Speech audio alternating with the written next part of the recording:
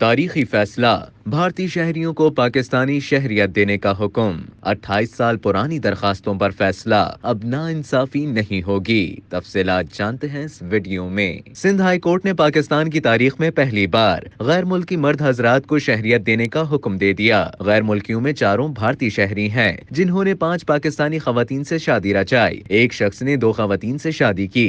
Justice محمد شفیع صدیقی نے observation میں کہا ہے کہ آئین پاکستان کے آرٹیکل 25 کے مطابق درجہ بندی کیے بغیر مرد خواتین دونوں کو مساوی حقوق حاصل ہیں۔ سٹیزن شپ ایکٹ 1951 میں نافذ ہوا جب آئین پاکستان بنا ہی نہیں تھا، اور اس سے قبل بھی گورنمنٹ انڈیا ایکٹ میں بھی خواتین کو اسی طرح نظر انداز کیا گیا تھا۔ عدالت عالیہ نے 28 سال پرانی درخواستوں پر فیصلہ سنا دیا۔ انیلا ابرار، زینب عمران، نجمہ بانو، صوفیہ عمران نے 28 سال قبل علیحدہ دائر درخواستوں میں وفاقی حکومت سیکرٹری داخلہ ڈی جی نادرا سمیت دیگر کو فریق بناتے ہوئے موقف اختیار کیا کہ انیلا ابرار نے 1980 میں بھارتی شہری سے شادی کی جو کہ 1980 میں پاکستان میں رہائش پذیر رہا، تاہم 1988 میں قانون نافذ کرنے والے اداروں نے غیر قانونی رہائش اختیار کرنے پر گرفتار کر لیا اور 3 ماہ قید کی سزا دیتے ہوئے قرار دیا کہ بھارت بھیجے جانے تک جیل میں ہی قید رہیں گے۔ درخواست گزار نیلوفر سمر نے 1992 میں بھارتی شہری سے شادی کی اور شوہر وزٹ ویزے پر پاکستان آیا اور شہریت کے لیے درخواست دی، جسے متعلقہ حکام نے مسترد کر کے